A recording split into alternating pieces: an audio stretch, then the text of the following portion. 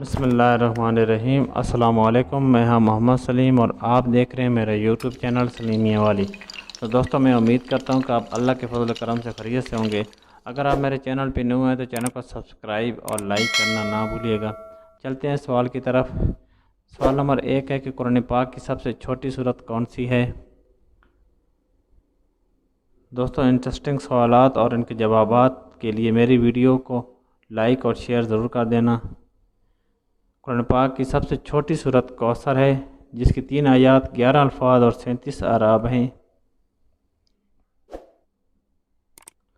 سوال نمبر 2 ہے، قرآن پاک کی سب سے بڑی سورت کون سی ہے؟ دوستوں، میرے چینل کو سبسکرائب کرنا نہ بھولیے گا۔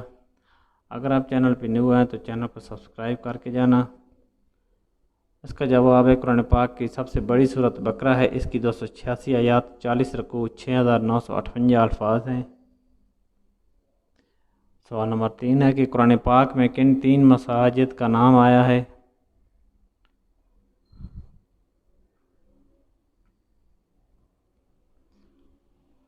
تو دوستو، اس کا جواب ہے قرآن پاک میں مسجد اقصی، مسجد حرام اور مسجد ضرار کے نام آئے ہیں۔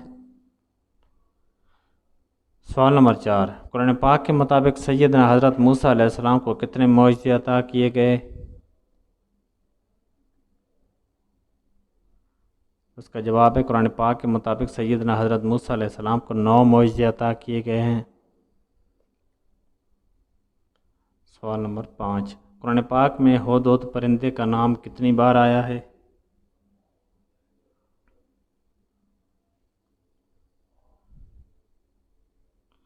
قرآن پاک میں ہدہد پرندے کا نام 1 بار آیا ہے۔ تو جی دوستو، اگر ویڈیو پسند آئی ہے تو لائک اور شیئر کرنا نہ بھولیے گا۔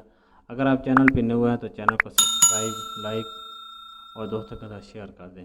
آپ کے تعاون کا شکریہ۔